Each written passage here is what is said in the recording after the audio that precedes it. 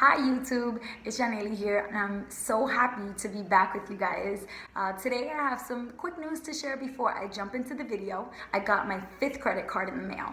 So I'm really excited that I was approved for that card because of two really big reasons. My utilization is pretty much always going to be under 10% now because my total credit available increased to about $40,000. Because of that, it makes it really easy for me to maintain a really good credit score over time without having to do much. I'm really excited about that, and just wanted to share this video in honor of my 5th card. 5 things to consider when you're applying for a new credit card. First up, does the credit card charge you an annual fee? If you're new to credit cards or just starting to build credit, then I especially encourage you to stay away from credit cards that charge an annual fee. There's hundreds, if not thousands of different credit cards available to you that won't charge you an annual fee. Why should you pay for a service when you can get it for free? Next up is probably the most common point of comparison between credit cards, and that is, what is the APR or the interest rate? The average interest rate in the US is 15.12%. So for those of you out there who have good to excellent credit, you should be really excited because you qualify to get a pretty good interest rate, somewhere between 12 and 15%, I would say. But if you have fair or poor credit, then you're probably going to be more in the 20, 22, 25% interest rate range.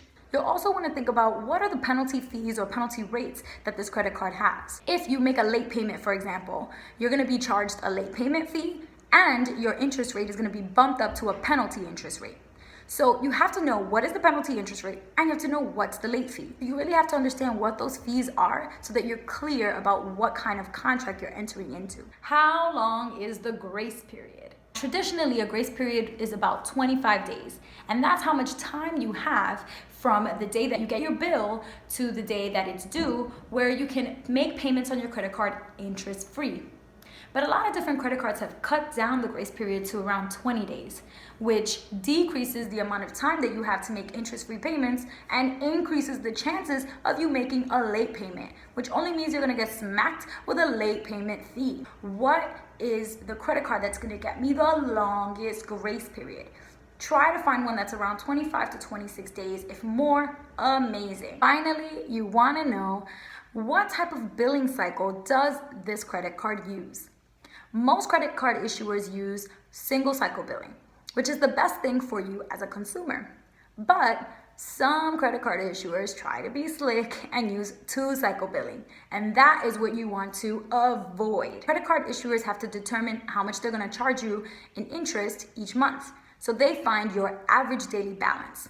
What they do is they add up the amount that you owe each day in the cycle, and then divide that by how many days are in that cycle. But if they get to use 2 cycles to do that, and you carry over a balance from one cycle into the next, then your average daily balance for both cycles is gonna be higher, which means at the end of the day that you're gonna get charged more interest. You really want to avoid any kind of credit cards that use 2-cycle billing. Good luck to everybody out there who's trying to apply to get a new credit card. I hope that you guys get the ones that you really want.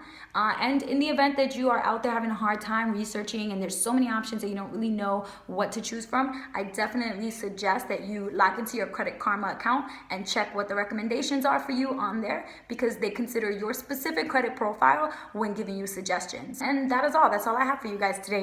So if you have any questions or if you have any comments, definitely feel free to put them down below, or you can email me privately at MissBeHelpful@gmail.com. Till next time, peace.